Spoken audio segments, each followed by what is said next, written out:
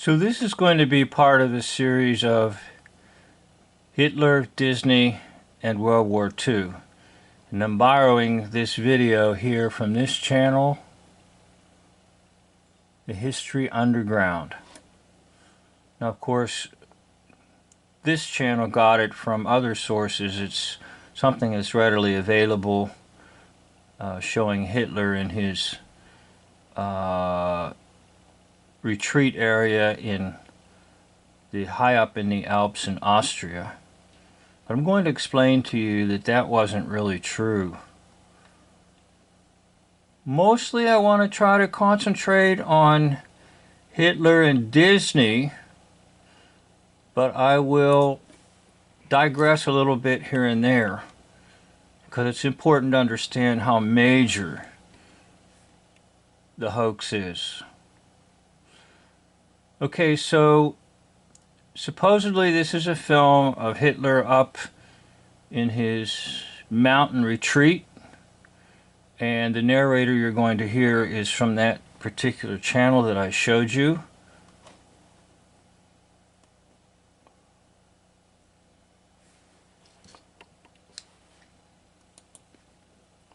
On the second floor.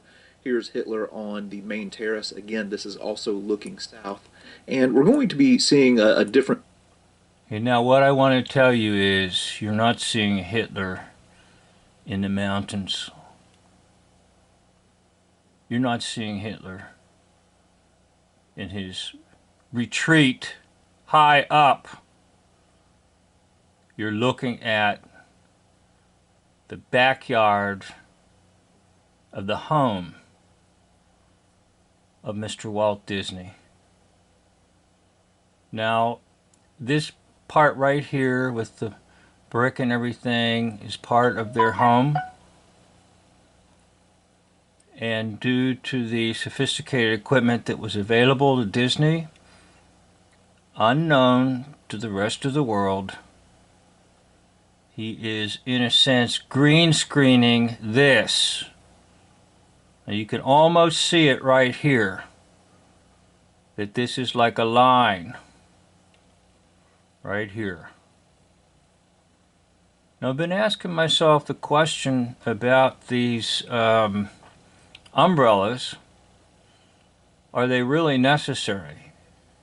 And my conclusion is they are not necessary for the weather. They are necessary for trickery, because your eye will be drawn to the umbrellas and not to the fake background.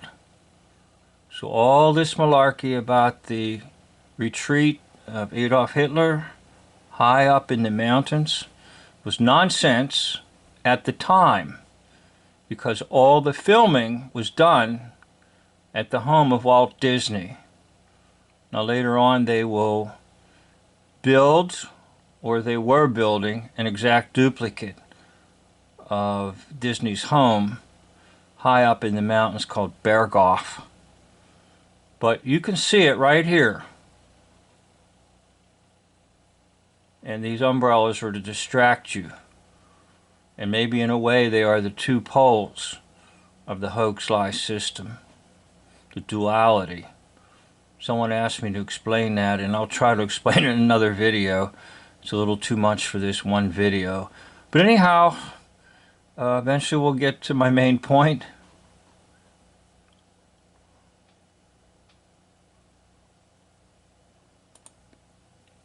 Here in just a second. Here he is right here standing next to Hitler. This is Julius Schaub. Okay, once again, the umbrellas are to deceive you. All this was filmed at Walt Disney's home in California. In fact, the windows and everything matched perfectly. And back here is just a provided, what we would call today, a green screen background. He was part of the Bierholputsch with Hitler. He actually served time in prison with Hitler, and later became SS member number 7. As time went on, he became a personal aide to Hitler and took care of day-to-day operations and travel plans and things like that.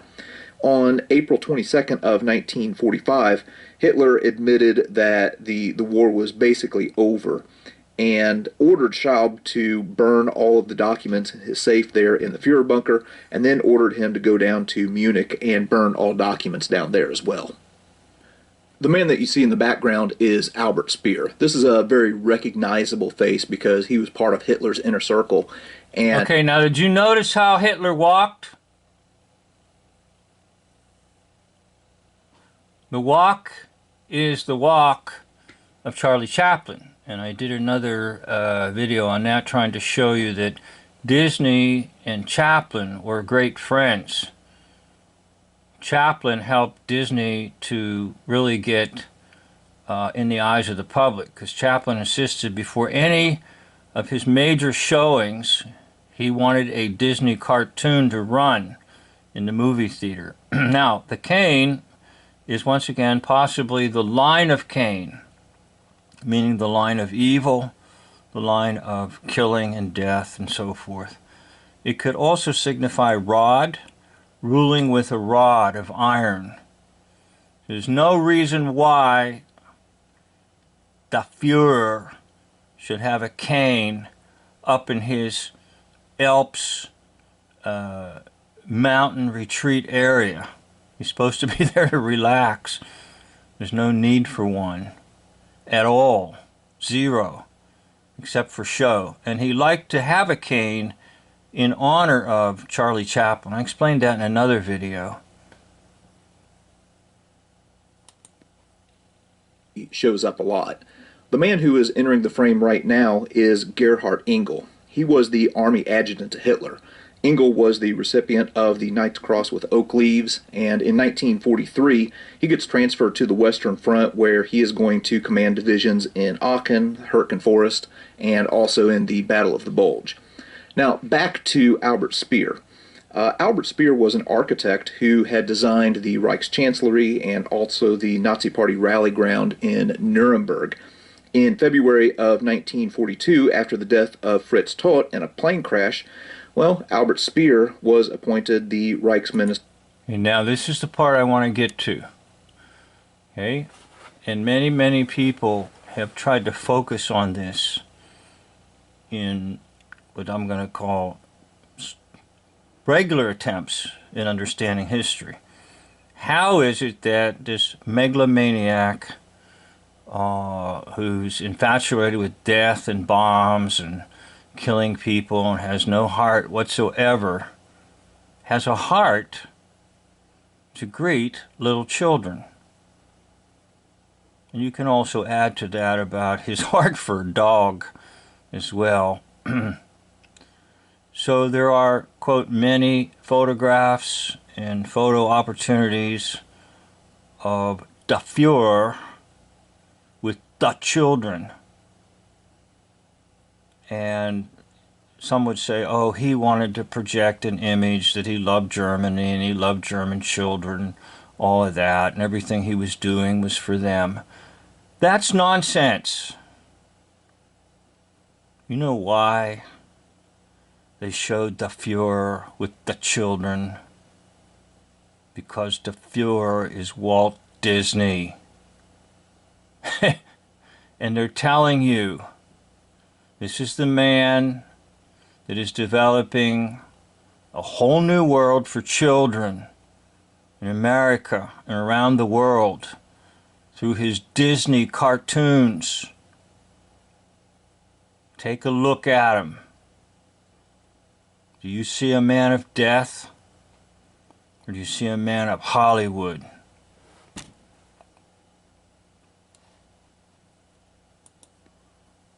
Armaments and war production. Here we're back on the terrace of the Berghof, and you can see Hitler with Albert Speer's kids. Speer is going to be arrested after the war. You would think somebody that is just filled with hate and death and demons and loves to bomb people, loves to shoot people in cold blood, you would think that that individual would emanate that, and that a child inevitably would sense not to go near such an individual. And that is true. Children are like that. They do have such an ability that they can almost look at someone and know whether that person is really mean and rotten or they're very nice and loving and kind. So do you really think that these two images go together? So one is false, or they're both false. They're not both correct. That this is the man that is responsible for the death of millions and millions and millions and millions of people. And yet at the same time he holds a little child in his lap? No. Remember, the hoax liars have to tell you the truth.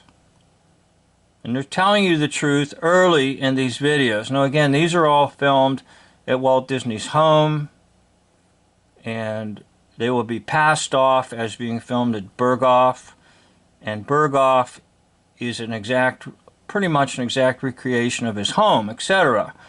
So later on, when the war is over and they go there, oh, this is where all those films were done. Yes, they built a duplicate. It's that simple.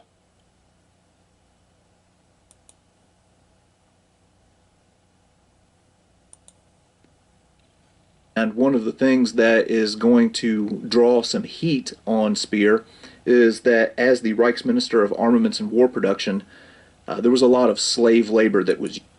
Okay, so once again, let's take a look at Walt Disney and his so-called love for children. There's a lot of photos showing you Disney with children.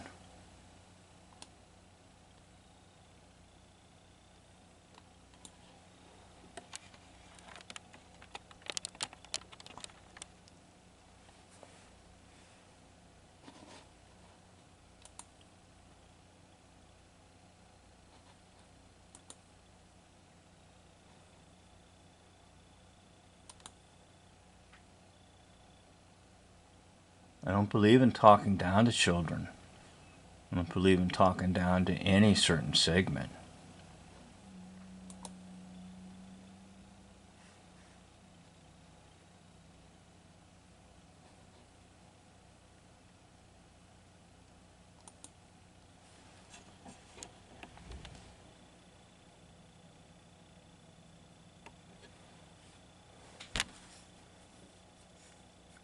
The friendly Fuhrer, who is so kind to children.